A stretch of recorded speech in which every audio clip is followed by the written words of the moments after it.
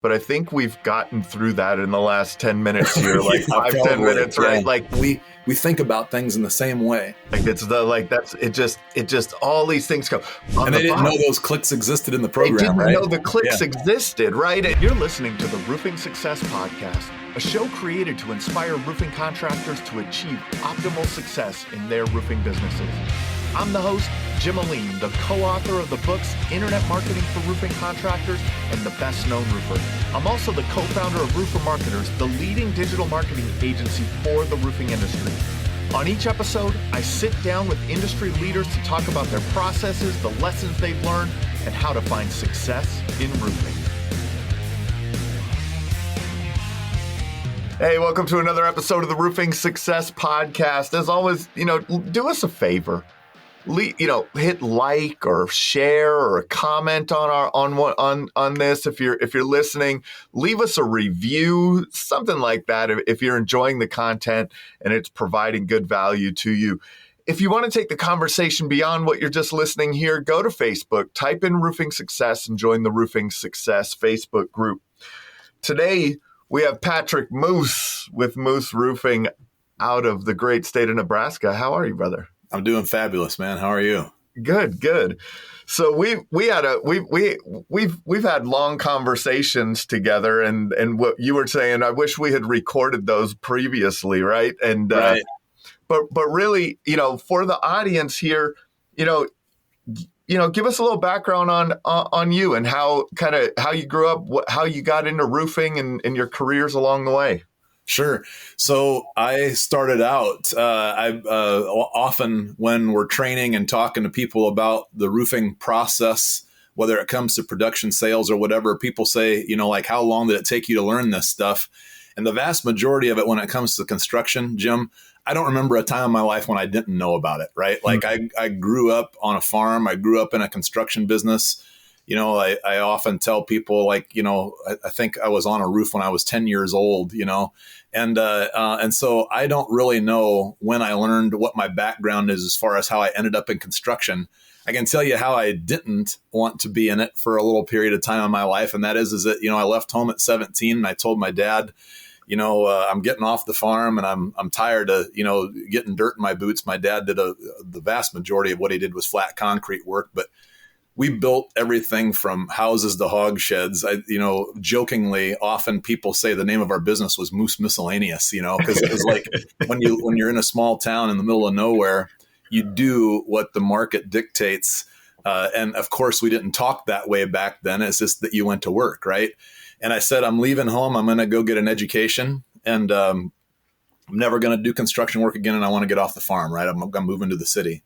And it's funny because now I've got a construction business, and it comes full circle, right? Yeah, and I don't want nothing more than to move back onto the farm, right? So I'll buy a farm someday. But so I went to college, and toward the end of what my intention was at that time, I started getting my education. I've got a degree.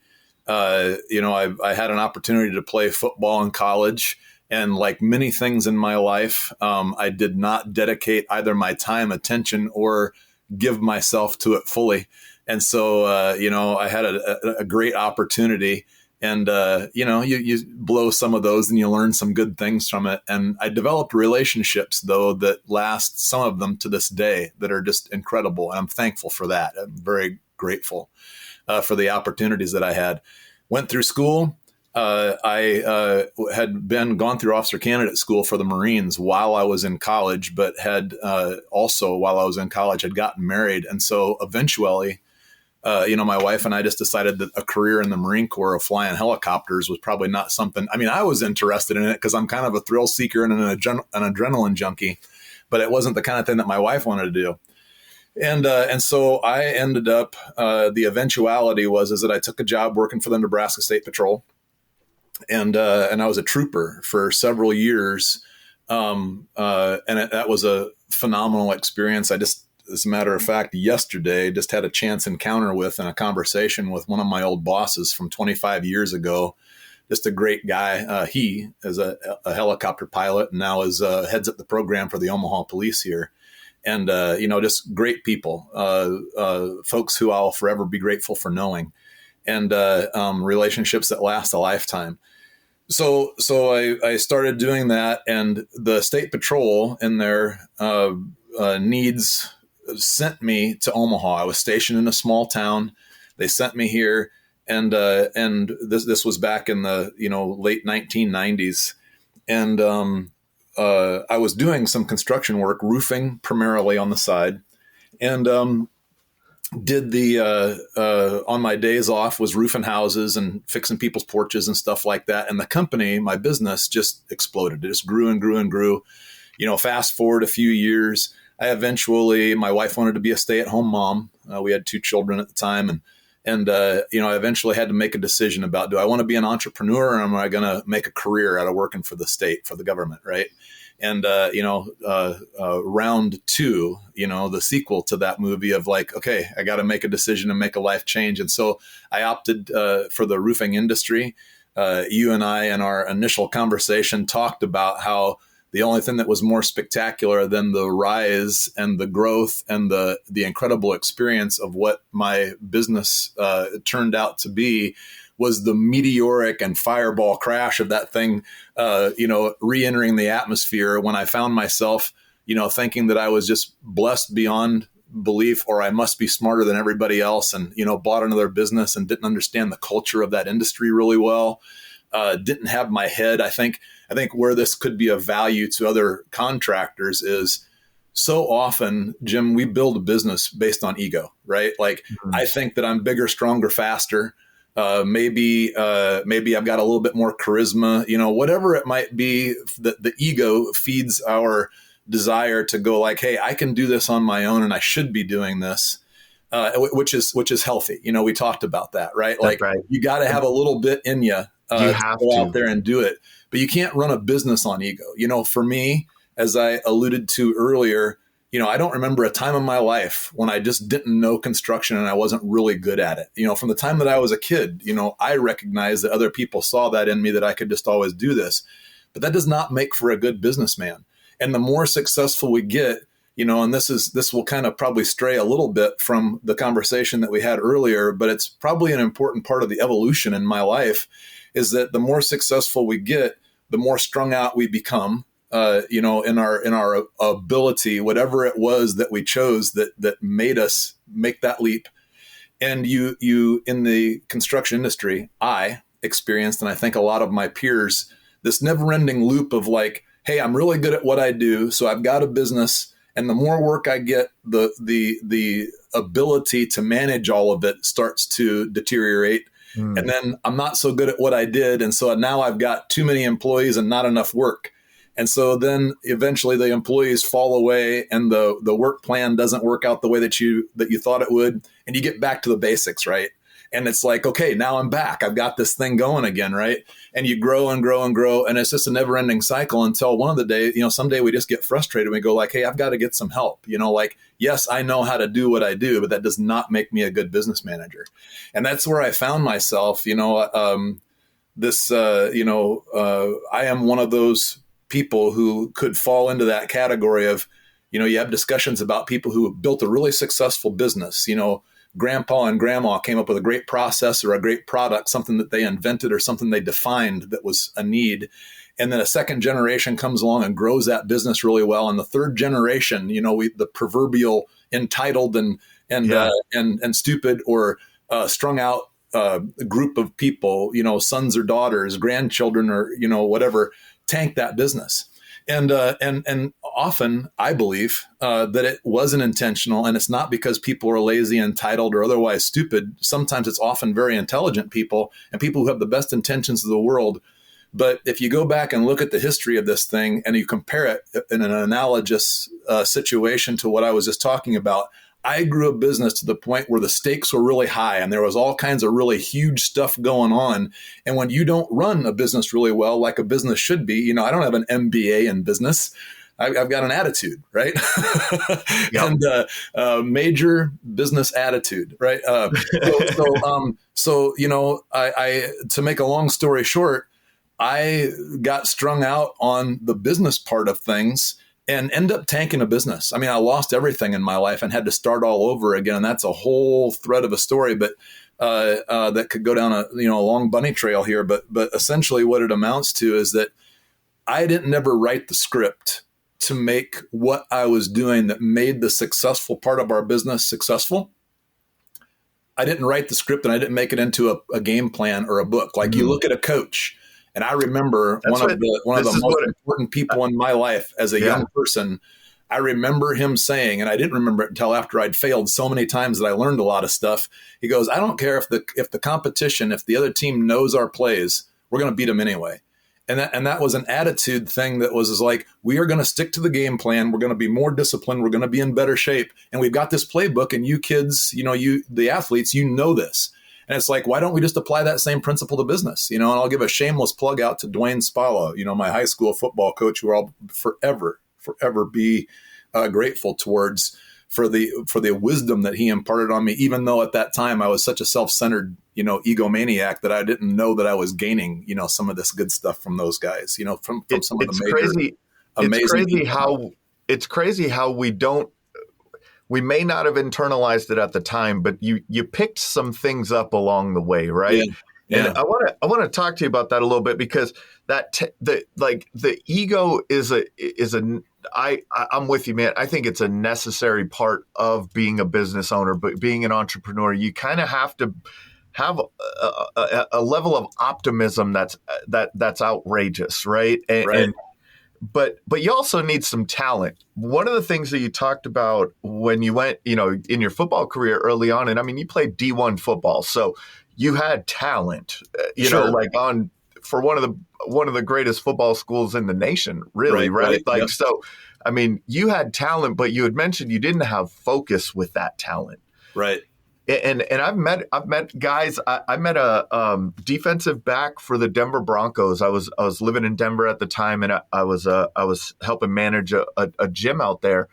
And the guy came in, and he was in his 6th year in the pros, and it was the off season, and it was the first time in his life that he had ever done anything extra beyond what just the training room in the scheduled practices for his team. And I thought, this is crazy, right? Like that sometimes you can ride your talent to this certain place, but then what you were talking about is like, then that talent kind of maybe feeds the ego the wrong signals. And then when you tried, like kind of what you said, you tried this another business and it didn't work out as well, right? Because it wasn't like, so maybe what are your thoughts on that time, or what you can reflect on in those days of having that talent but not having that focus?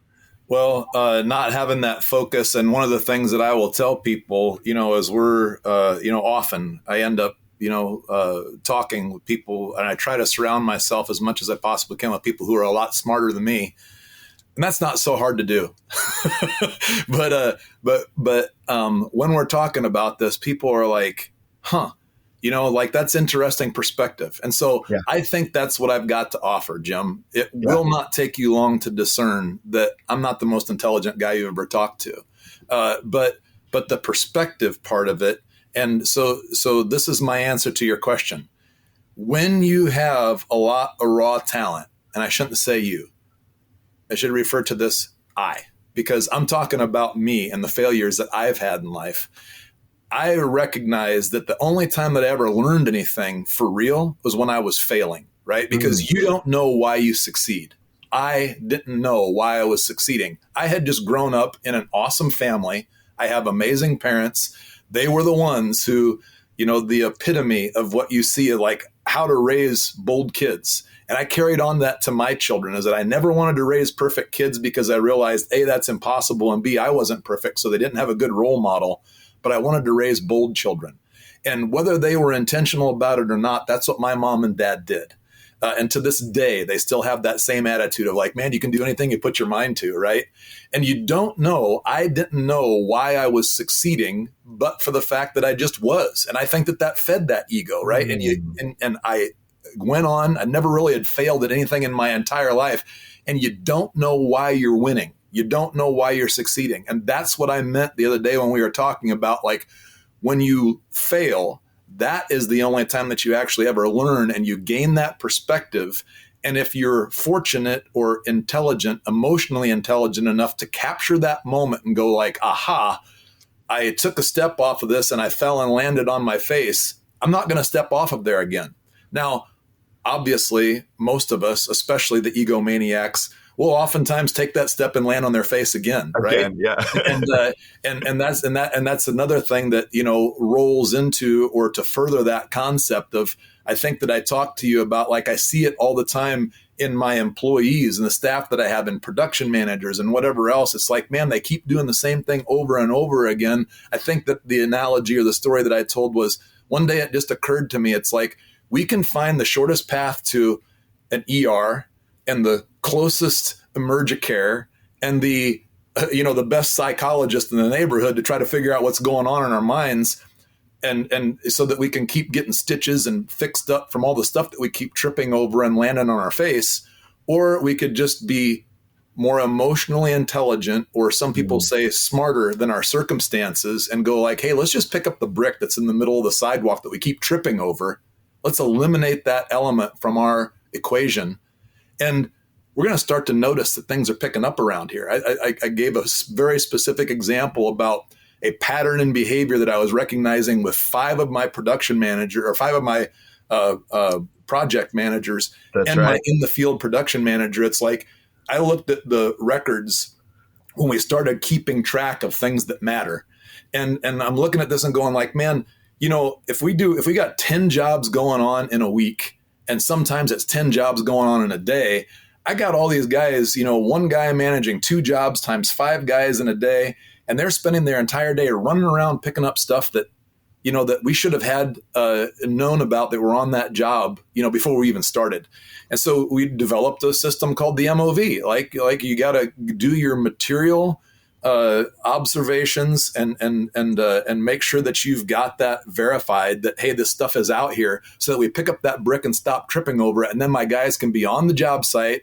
They can be there when they're supposed to be. And the things that would normally befall us of poor workmanship, they'd catch because they're there, right? It's like, you can't throw enough people at a project or a problem or an opportunity, right?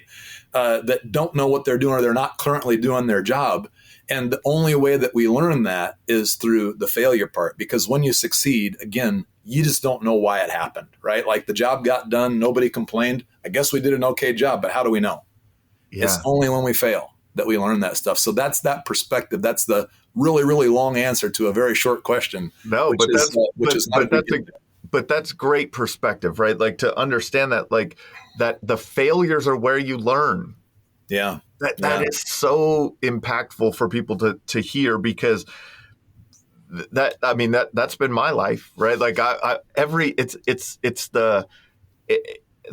failures are more impactful than the successes a lot of times, right? And you get to learn so much more if you allow yourself to. The other part that you had said, right? It's that self-awareness that you're going to learn this lesson. I met a gentleman down at and maybe he's listening. He listens to the podcast. Met a gentleman down at at one of the trade shows this year who had a roofing company for about 8 years and had to shut it down because he just couldn't get things right. Yeah. And I've done that. then he left the business for a couple of years, and in that time he started catching like some YouTube videos and some wow, I messed up on that. I screwed up on that. And he starts consuming the amount of content that's out there for people to consume nowadays, and very specifically about roofing businesses, right? We have, Right. this podcast, we have Dave's podcast, The Roofer Show. There's so much good content out there. Dimitri Lipinski and Lee Haight and all these guys, like they're all just putting Yeah, out like lovely. all of this great content, right? Where all these lessons that they've learned along the way, and Right.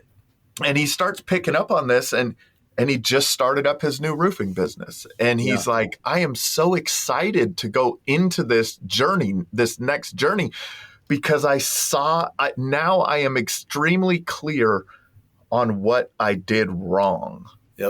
Yep. And I was like, that's such a cool story. And the amount of time that it takes for you to gain that emotional intelligence where you can retain that perspective. That's the element that your friend has gone through and that I'd experienced as well, which is there was a period of time when I had to step back and go like, hey, I actually went to work for the insurance industry for a little while and for far too long. But I gained, again, what? More perspective, right? More perspective. Like this is the thing that, and it's very closely related to earlier when you asked the question about like, well, how do I learn, right? Or how did I learn? How did I end up where I am right now?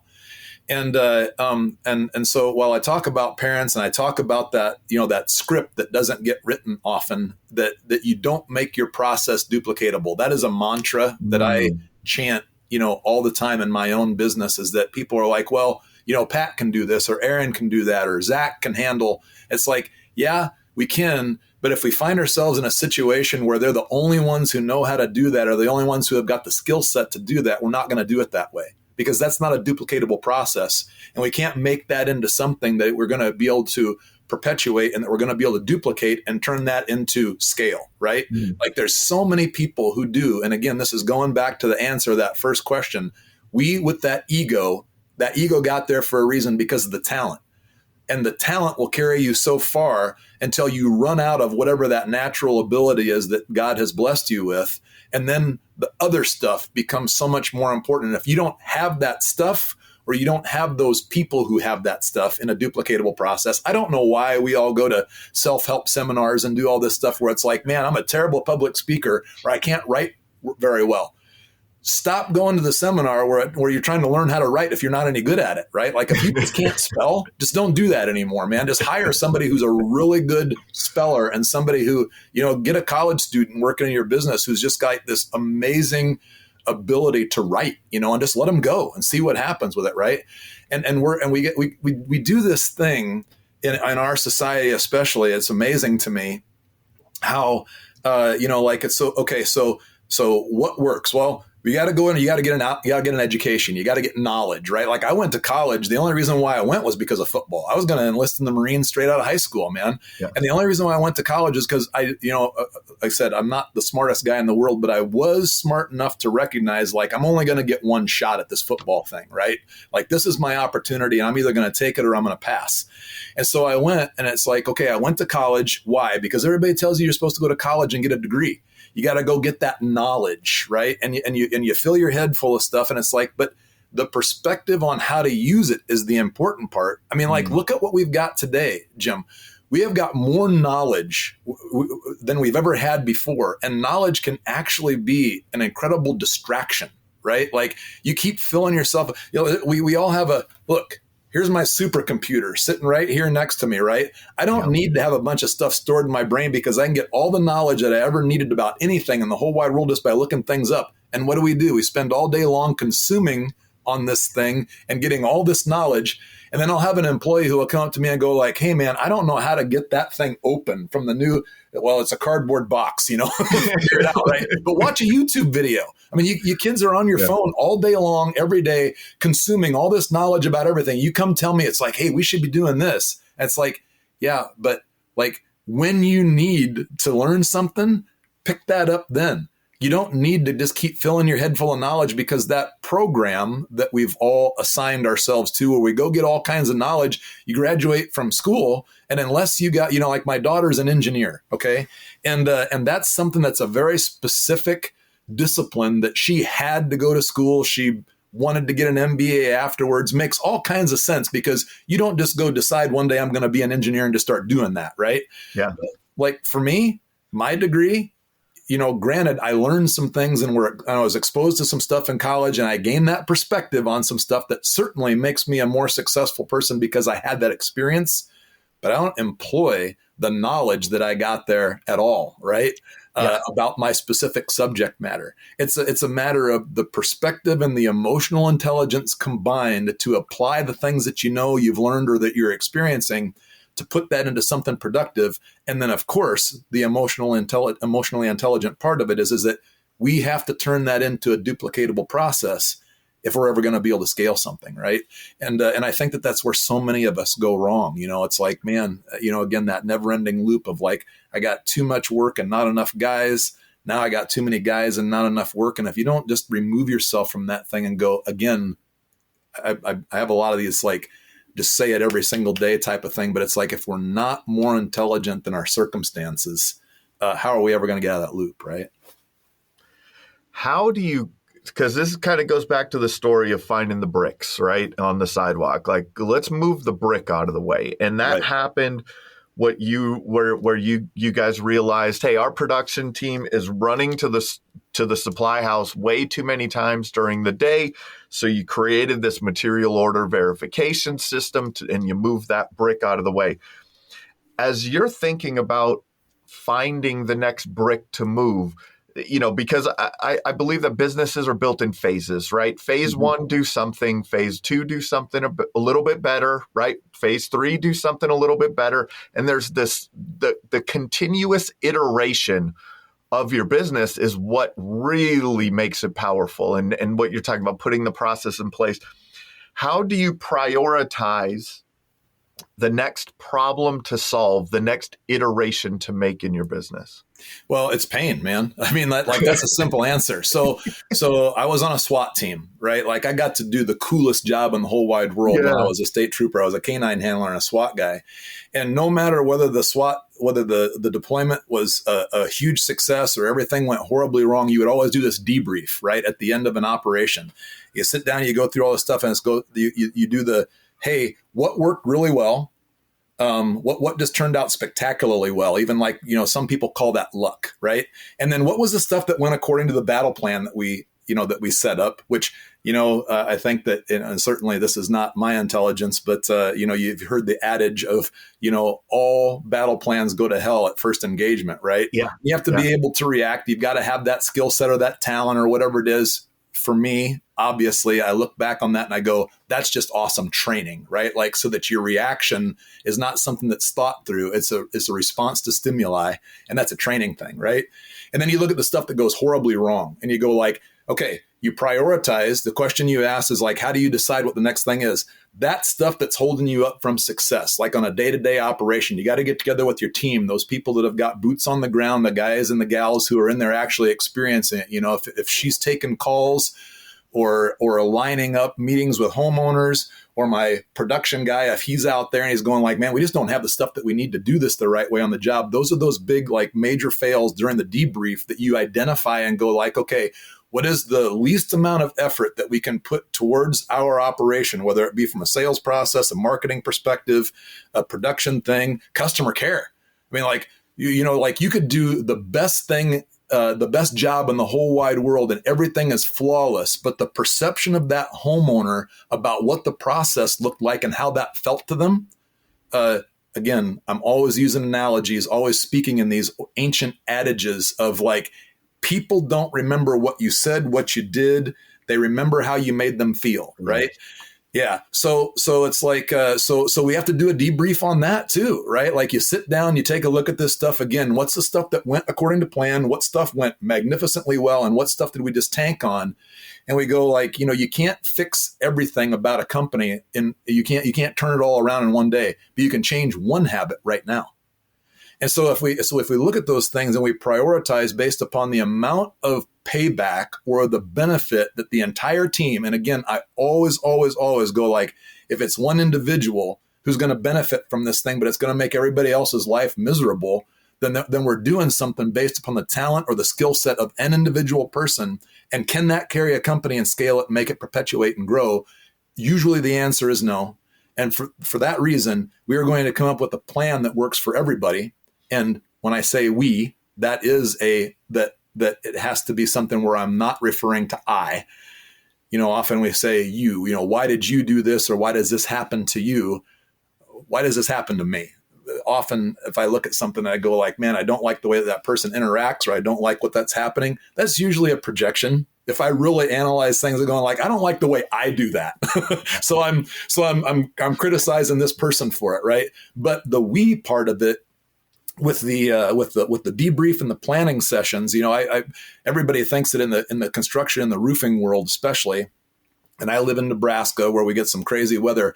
They all think that we, get like the winter time off, like December, January, February, March, maybe we're not doing a whole lot. Those are actually the most important times of our business. That 3 months of January and February and March, I call that our strategic planning. And we sit down, we get together in groups, we go through a bunch of, that year-long debrief of like what went really, really well, what went according to plan, and what stuff really sucked. And then come up with 12 initiatives, if you will, for like, what are we going to change? And again, starting with the thing that's the least amount of shift for the most amount of benefit. And then how are we going to implement those things? Who is going to make sure, and that's got to be a we, because we have to hold one another accountable, who's going to make sure that we actually implement these new these data points that we looked at and said, that's what it's going to take to make this thing better next year.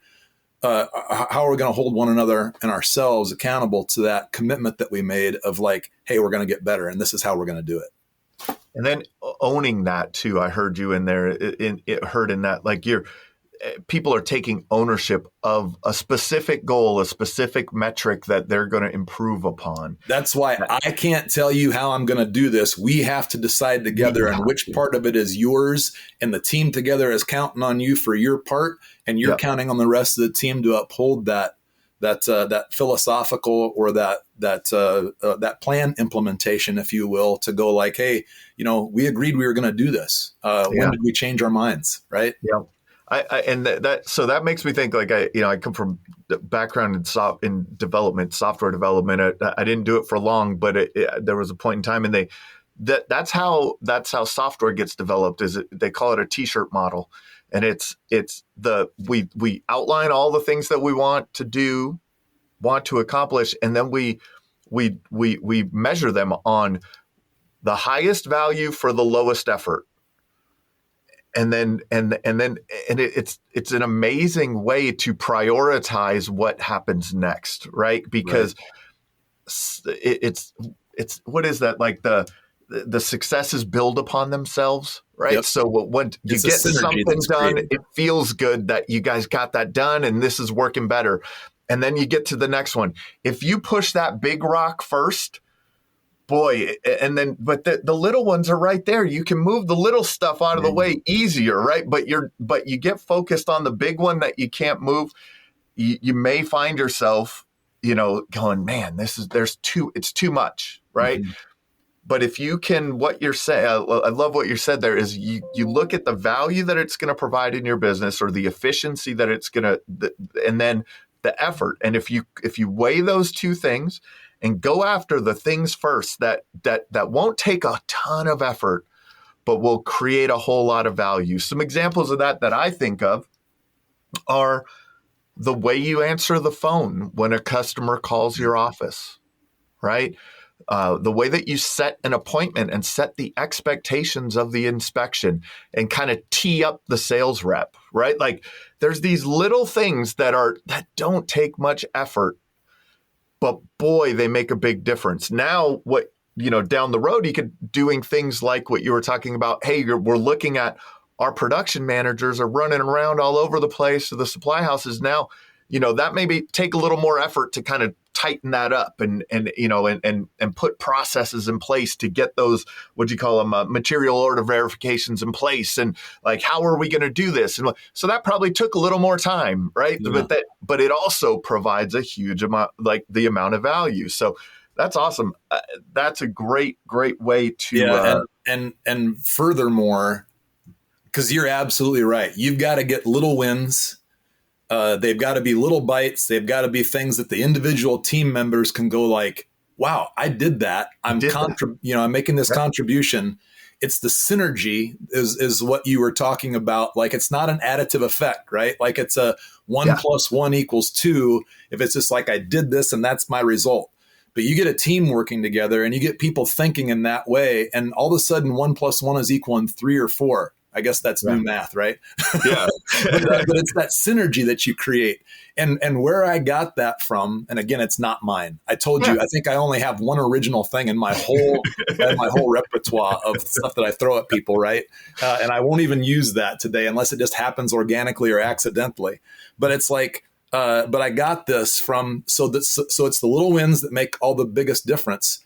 And you know what? On the flip side of that, again, something from a saying from millennia ago is, it's the little foxes that spoil the vineyard, right? Mm-hmm. It's the little things that you're not doing right. Also, the things that are causing you to trip over that one little brick in the pathway. So it's those little things that it's like, and again, I can only attribute that to an emotional intelligence and an emotional maturity, a lot of failure, and having the right input from the time of, I mentioned my high school football coach, those little things, like if the play is going left, you got to lead with your left foot. If you're pulling to the right, like you take that first step with your right foot, that might only be a split-second difference, but it's that littlest thing that makes all the difference in the world about whether or not you're going to get there to the end of the line when the pull happens. So you can block for the guy who's coming around the end of the line, right? And and the smallest details that you make planning on that SWAT deployment, right? Like the littlest things that somebody might overlook and think like, this is no big deal. Well, is there a lock on that door or not? Is there a window on this wall that somebody could see us coming from the approach on that side or not? Like, that might not seem like a very big detail, because we all look at this thing and they happen in 15 seconds on a TV show, right?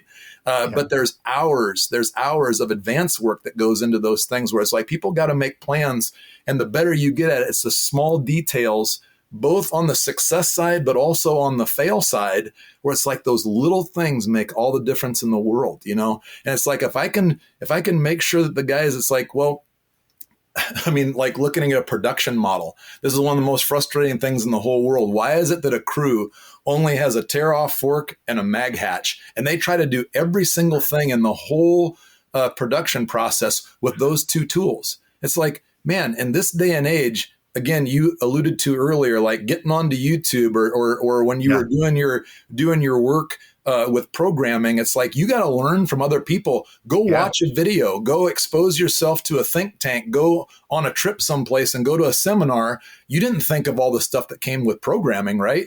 You went and learned from somebody, and it's like, hey, I think that I might be able to employ that little thing that I saw or I heard this guy or this gal talking about. And it's like, that might not only change, but it could revolutionize a process that will never go back to doing it that way again. And it's like, man, just buy the flat bar, right? Just make sure the crew has one of those. I mean, we've got so many tools, whether it's all these great apps, and I'm not going to, try to plug any of them. But if I mention somebody, it doesn't mean that I like them better than anybody else. But it's like, Company Cam, for instance, it's like, man, we used to take, I'm from back in the days when you carried a Polaroid camera around and you had a sheet of paper that had 6 little squares, and you would take Polaroids of things for a file and then tape them to that piece of paper. And that was your case file, right? And it's like, now we don't have to do that anymore. That thing, it happens so quickly. It geolocates you to a job. And again, I'm not trying to plug anybody in particular. I'm just talking about process change that can make us so much more productive and so much more able to then go like, okay, now I'm not spending my time doing this anymore. Or when we use a hover to measure a roof, I mean, man, again, I've been doing this since before I can remember when I wasn't. And it used to take me a couple of years till I really made sure that, does my salesman, my field rep, project manager, or salesperson, you have to refer to people as, he and she now and they and all that, to be respectful of people's choices in life. And it's like, it used to take me, a good year and a half until I make sure these guys understand, or these gals understand geometry, Like they know how to measure a parallelogram, or they can do a trapezoid, or they can, it's like, man, and then you got, the safety part of it. It's like getting up on the roof and making sure that you can traverse the whole, roof slope, get all the way around there, get all your pictures, get all your measurements, get all your, like, we don't have to go through that 1.5 year long learning curve anymore.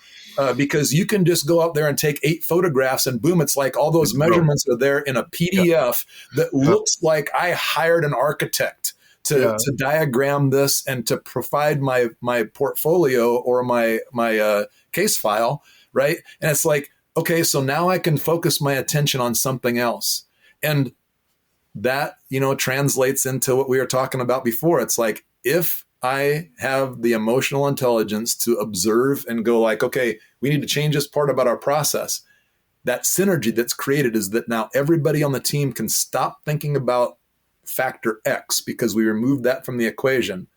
And now we can start thinking about factor Y, which is the thing that's going to make us be able to just, like blast this thing off into the stratosphere, if we make sure that we make that a duplicatable process we're going to be able to perpetuate over time, and then get into a standard operating procedure or write the book, right? Make sure that's something that we can learn later on, so that this third generation that comes into it doesn't have to be family, right? It can be whoever takes over the business, that they can look at that and go like, that's the instructions on how we do this and make this, that's what made this thing go.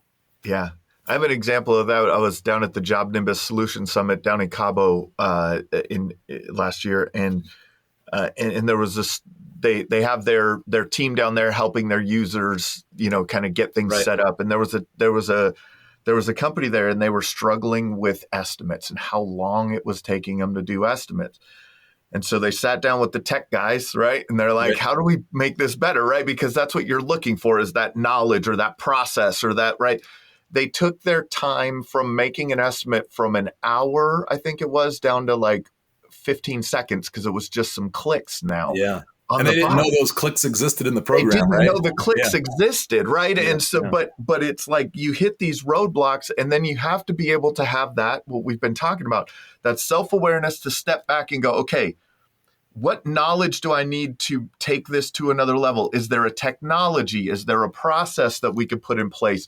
And if you start asking yourself those questions, I think those are the powerful. If you're asking, there's probably an adage for that, right, Patrick? Like if you're asking the right questions, right, you're going to get the better questions you're asking, the better answers you're going to get. Maybe it's something like that, and, right? And it's not just the questions you ask, but it's the way that you approach that stuff. Yes. I say all the time when I'm talking to groups of people that it amazes me to see the young folks. Again, it's like all this history, and I think you and I talked about this, where old people, and I guess I'm starting to count myself in that. Yeah, it's not an age; it's a mentality. That too. Yeah. It's not an age; it's a mindset. That well, young people today, they don't want to work. They don't want to. They don't want to. They're entitled. They're lazy. They're all these negative these negative things that people say about our current generation of young folks who are now emerging from our education process. Which is a huge fail, into business at all levels, whether it be management, whether it's working in the trades, or whether, like my daughter, I learned so much from my children, just watching my kids. It's like I went to work, my generation of people and those before me went to work out of a sense of duty, right? It's like it never occurred to me that I wouldn't go to work, right? And I look at young people today and I'm going like, well, I went because it didn't occur to me to think of it any other way. It's not that my children are lazy. My kids are very industrious. They're way more intelligent than me. Both of them were on the dean's list, all the way through college. I didn't even know there was a dude named Dean that lived on my floor. We would, but I didn't know who the dean of my college was, right? It's like these kind of things are just, crazy to me to observe. And it's like my kids have got this different emotional intelligence about them. It's like they're looking to find their reason to go to work. Like, why would I do this?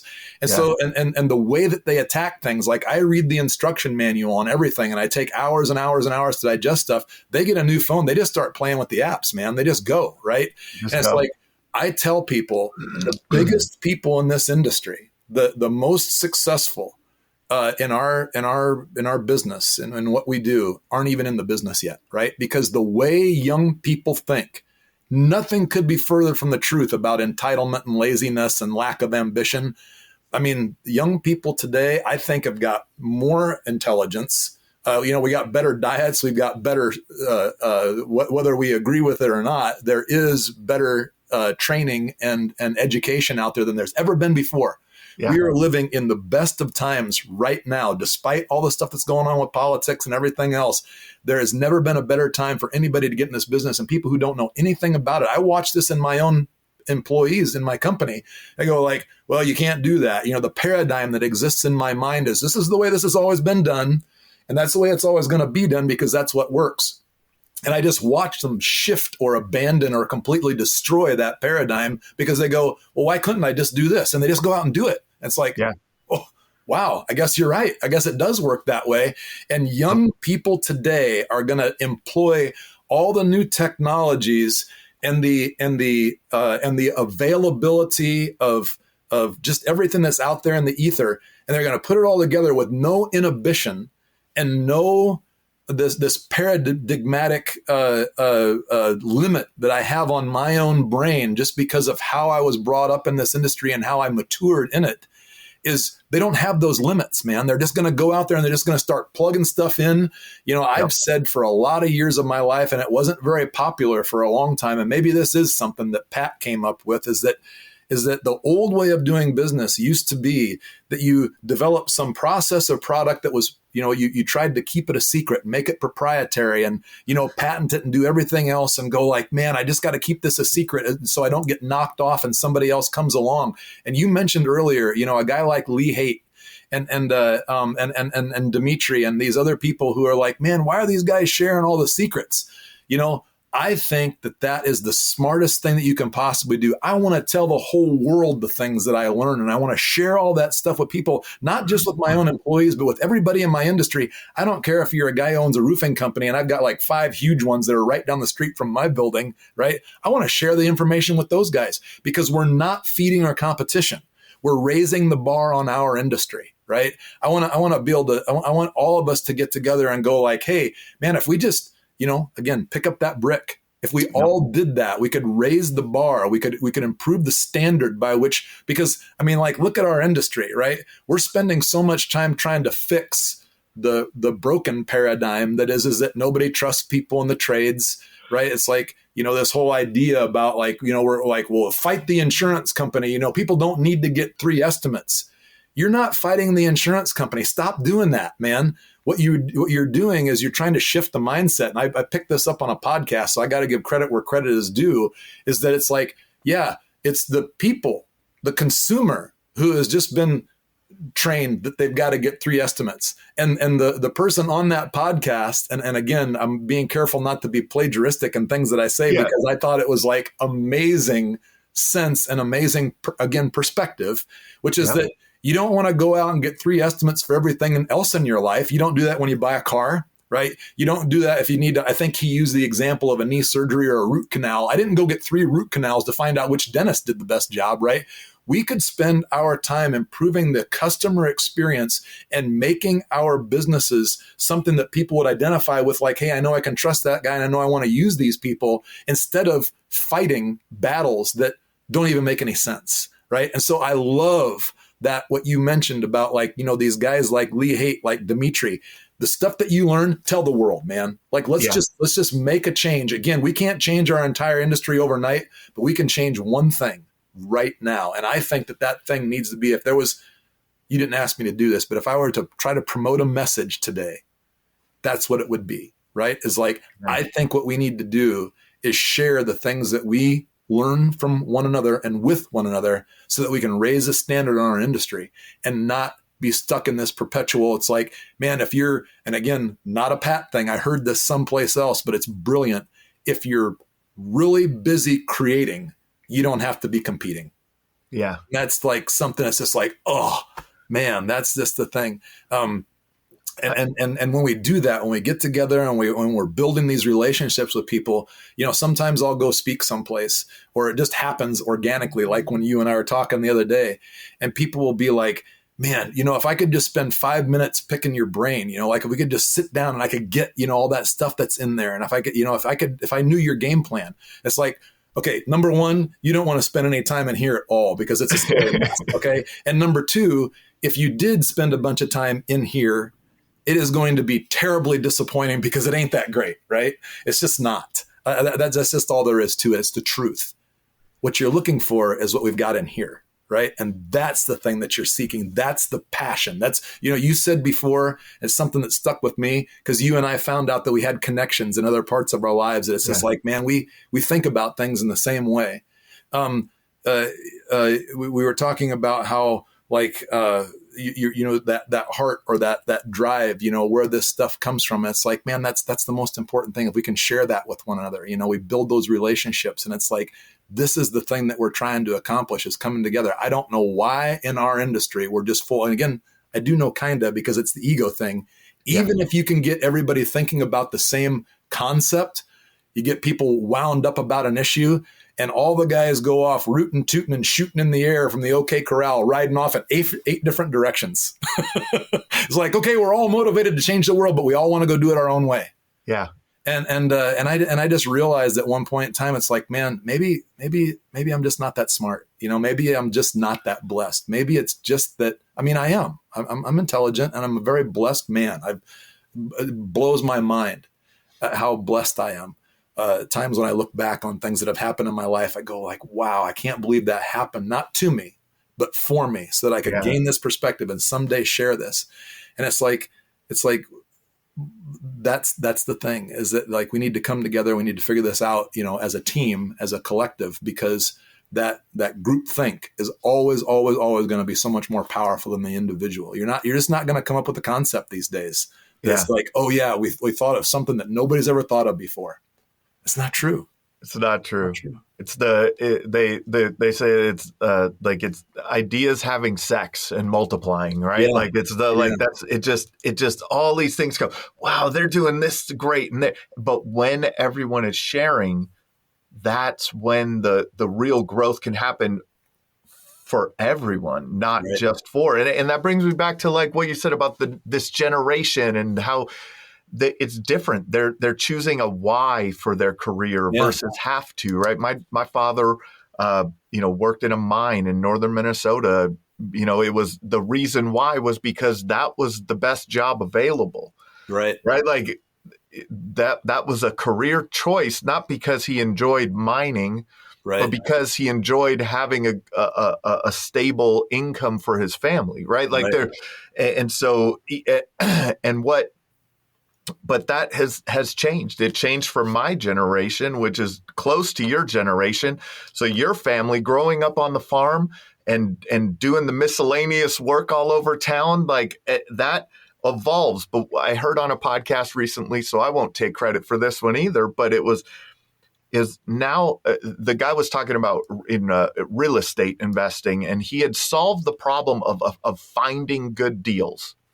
So his children would never have to solve that problem again. They would get to work on bigger, more valuable problems. Right. And so I think that this is what's happened, right? Your family had solved some problems. They learned the trades. They learned how to encourage you to be bold. This kind of all gets put together. And then in your lifetime, you get to solve additional problems, which are then the foundation for other people to get to solve further problems, right? Yeah. It's like there's just this cool, it's such a cool experience when you think about it in that way, but you have to have that abundant mentality to be able to do that, right? Yeah, it's amazing the things, if you just turn people loose and allow them to think, again, here we go, but teach people just to think. Don't teach them what to think. Right? Like just go, right? And the product of that mentality and that attitude, if you do have an abundant mindset, the scarcity mindset is the antithesis, right? That's that whole thought process of I gotta figure this out, and then I gotta keep it a secret as long as I possibly can so somebody doesn't knock me off, and I can get as much from me as I possibly can get my hands on. And it's like, man, if you're doing anything, and this is something that I say all the time to our people, if you're doing anything and you've got a goal set or you're solving for a problem that is something that you can handle on your own, you're thinking way too small. And I picked that up from my business mentor, who, again, somebody else who for whatever reason, because I think there was a time when I certainly didn't outwardly appear to be worth it, but just ministered into my life, just fed and fed and fed relentlessly, no matter what the feedback was that he was getting. It's like every time I ever asked, he was always right there. And I'm going like, why, man? What did you see? Because I certainly didn't see it in me. Right. And it's like, and that's what it was. It's just like always, just like, just let it go. Just go. Because if you can get together with people and you can do something, somebody said, I think the saying goes something to the effect of, you want to do something perfectly and you want to get it right, do it yourself. You want to do something that changes things forever and scales, you got to do it with the team. Right. And so we just don't forget about that in our day-to-day operations in the way that we approach everything that we do in our lives. And of course, I still fail at all that miserably too. So many times I'm like, okay, you got this. And I'm like, no, that's not what I meant. And I'm like, wait a minute. What did I say? I gave this. Now go. Just go and go, Yeah. I think I usually ask what the greatest insight is that you could share with our audience, but I think we've gotten through that in the last 10 minutes here, like 10 minutes, right? Yeah. Like that is such an amazing perspective. Patrick, it's been a pleasure, man. This has been another episode of the Roofing Success Podcast. If you would like to generate more revenue through your digital marketing efforts, please visit roofermarketers.com to get a copy of the book, The Best Known Roofer. Also, check the training section of the website for guides on everything from running effective pay-per-click ads to how to properly set up your Google My Business listing.